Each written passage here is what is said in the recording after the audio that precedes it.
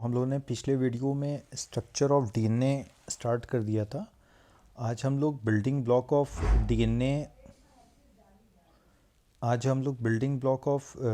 यानी न्यूक्लियोटाइड और न्यूक्लियोसाइड के बारे में पढ़ेंगे।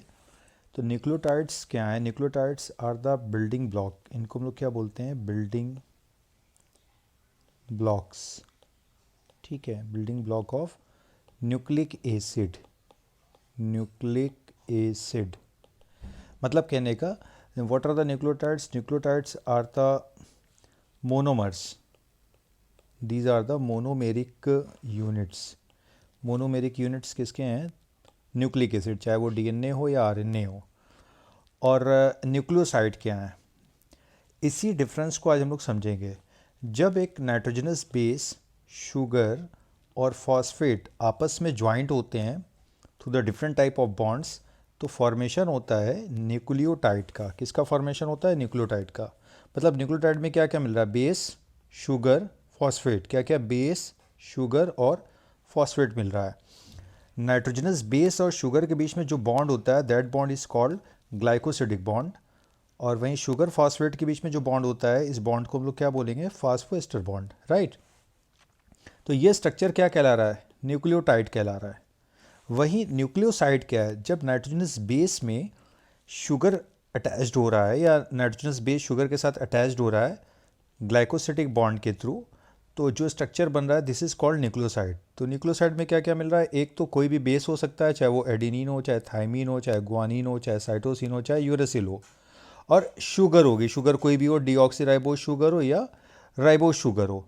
तो जब एक बेस और शुगर आपस में ज्वाइंट होंगे तो जो स्ट्रक्चर बनेगा, दैट इज कॉल्ड न्यूक्लियोसाइड। तो आपको समझ में आ गया होगा डिफरेंस क्या है कि हम बेस, शुगर और फॉस्फेट को मिला रहे हैं तो न्यूक्लियोटाइड बन रहा है ना? क्या बना? न्यूक्लियोटाइड बन रहा है।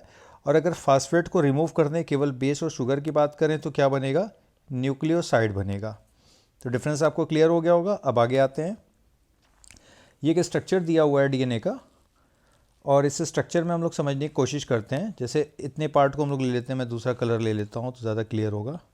ये स्ट्रक्चर है एडेनिन, थाइमिन, और नीचे उसके क्या दिया हुआ है? साइटोसिन और ग्वानिन दिया हुआ है। तो इसको ओपन फॉर्म में अगर हम लोग देखें तो कैसे नज़र आएगा? ये रहा एडेनिन, इधर है थाइमिन, दोनों के बीच में डबल हाइड्रोजन बॉन्ड पाया जा रहा है। वहीं साइटोसिन और ग्वानिन के बीच में ट्रिपल हाइड्रोजन बॉन्ड मिल रहा है। तो बेस और बेस आपस में जुड़े होते हैं किसके थ्रू? हाइड्रोजन बॉन्ड के थ्रू। जबकि बेस और शुगर के बीच में कौन सा बॉन्ड होता है? ग्लाइकोसिडिक बॉन्ड होता है। कौन सा बॉन्ड? ग्लाइकोसिडिक बॉन्ड होगा। वहीं शुगर और फॉस्फेट के बीच में कौन सा बॉन्ड होता है? फॉस्फोएस्टर बॉन्ड होता है। यहाँ पे एक फॉस्फेट जो है दो शुगर के साथ अटैच्ड है, तो बॉन्ड कौन सा है? Phosphodiester bond. तो कहने का मतलब क्या है? शुगर फॉस्फेट बैकबोन बनाती हैं। मतलब कहने का मैं फिर से इसको और दूसरा कलर लेता हूँ तो ज़्यादा क्लियर होगा। एकदम ही कलर चेंज कर देता हूँ। ये स्ट्रक्चर जो है, इधर बाहर वाला जो स्ट्रक्चर है, this represent the sugar phosphate backbone, right. Sugar phosphate backbone. और इनवर्ट साइड में आपको क्या मिल रहा है भाई? यहाँ से यहाँ तक क्या मिल रहा है? इसको भी अलग कलर से कर देता हूँ, रेड कलर से। ये जो स्ट्रक्चर आपको दिख रहा है, ये वाला बहुत ज़्यादा गंदा हो रहा है, लेकिन समझने की कोशिश कीजिए। ये इनवर्ट साइड में नज़र आ रहा है, मतलब इस वाले की बात हो रही है। ये जो है, तो इनवर्ट साइड में आपको बेस दिखेगा। कॉम्प्लीमेंट्री बेस पेयरिंग आपको दिख रही है। कॉम्प्लीमेंट्री बेस पेयरिंग का मतलब क्या हुआ है? एडेनिन थाइमिन के साथ जुड़ा हुआ है, ग्वानिन साइटोसिन के साथ जुड़ा हुआ है ना? इस कॉम्प्लीमेंट्री बेस पेयरिंग में हाइड्रोजन बॉन्ड प्रेजेंट है कि साइटोसिन के सामने ग्वानिन होगा ट्रिपल हाइड्रोजन बॉन्ड के थ्रू, या वाइस वर्सा कंडीशन हो सकती है, ग्वानिन के सामने साइटोसिन हो सकता है। इसी तरह थाइमिन के सामने डबल हाइड्रोजन बॉन्डिंग के थ्रू एडेनिन होगा, या एडेनिन के सामने डबल हाइड्रोजन बॉन्डिंग के थ्रू थाइमिन होगा, राइट। अब ये 3 प्राइम और 5 प्राइम किसको रिप्रेजेंट कर रहे हैं? अगर 3 प्राइम और 5 प्राइम की बात करें तो आप राइट साइड में देखिए, जो शुगर का 3 प्राइम कार्बन है वो फ्री OH ग्रुप को रिप्रेजेंट कर रहा है।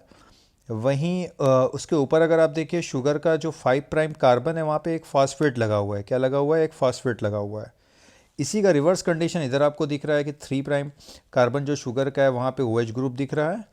और ये नीचे की तरफ अगर आप देखिए लेफ्ट हैंड साइड में, तो 5 प्राइम जो कार्बन है, वहाँ पे फॉस्फेट ऐड है। तो 3 प्राइम 5 प्राइम कार्बन नंबर को बता रहा है। एक तरफ OH जुड़ा हुआ है शुगर में और दूसरी तरफ क्या है, फास्फोरस जुड़ा हुआ है। अब आगे आते हैं, फास्फोरस नहीं बल्कि फॉस्फेट हम बोलेंगे। टाइप्स ऑफ न्यूक्लियोटाइड्स, कितने तरह के न्यूक्लियोटाइड्स होते हैं? तो on the basis of sugar type, sugar के टाइप के अकॉर्डिंग दो तरह के न्यूक्लियोटाइड होते हैं। एक को हम लोग बोलते हैं डी ऑक्सी राइबो न्यूक्लियोटाइड, दूसरे को बोलते हैं ribo nucleotide. D oxy ribo nucleotide कहाँ मिलेगा भाई? डीएनए में पाया जाएगा, जबकि राइबो न्यूक्लियोटाइड कहाँ मिलेगा? आरएनए में मिलेगा। डी ऑक्सी राइबो न्यूक्लियोटाइड में कौन सी शुगर होगी? D oxy ribose sugar present होगी, जबकि राइबो न्यूक्लियोटाइड जो कि आरएनए में पाया जाता है उसमें कौन सी शुगर होगी? राइबोज शुगर होगी। ओके, नेक्स्ट आते हैं, एक न्यूक्लियोसाइड और न्यूक्लियोटाइड का फॉर्मेशन क्या हो रहा है, पर्टिकुलर नॉमेनक्लेचर हम लोग कैसे करते हैं। जैसे एडेनिन है, ये ऐड हो रहा है किसके साथ? शुगर के साथ, या शुगर ऐड हो रही है एडेनिन के साथ, तो जो न्यूक्लियोसाइड बन रहा है उसे क्या बोल रहे हैं? एडिनोसाइन। लेकिन एडेनिन के साथ अगर डीऑक्सीराइबोज शुगर ऐड हो जाए, कौन सी? डीऑक्सीराइबोज शुगर, तो जो स्ट्रक्चर बनेगा this is called deoxy adenosine, है ना। दोनों ही न्यूक्लियोसाइड हैं, अंतर क्या है? ये पाया जाएगा आरएनए में, ये किस में पाया जाएगा?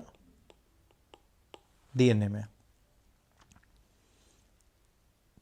समझ में आ रही बात आपको? अब आगे आते हैं, एडेनिन और शुगर के साथ जब फॉस्फेट ऐड हो जा रहा है तो क्या बन रहा है? एडिनाइलिक एसिड पाया जा रहा है। क्या पाया जा रहा है? Adenylic acid.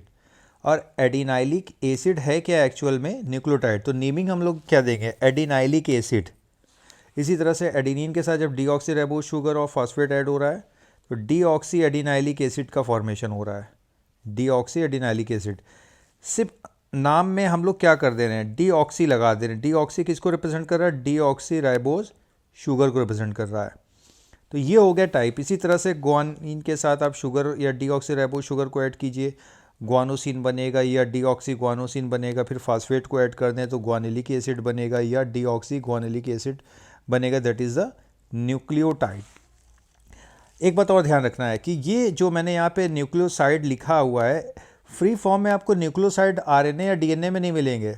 जब तक न्यूक्लियोसाइड के साथ आप क्या करोगे? फास्फेट को ऐड करोगे या फास्फेट ऐड होगा और फॉर्मेशन किसका होगा भाई? न्यूक्लियोटाइड का। तो न्यूक्लियोटाइड आपको मिलेगा, न्यूक्लियोसाइड नहीं मिलेगा। मैंने उस रेफरेंस में बोला था कि किस तरह के न्यूक्लियोसाइड आपको मिल सकते हैं आरएनए में या डीएनए में, ठीक है। तो ये आपको समझ में आ गया होगा होपफुली।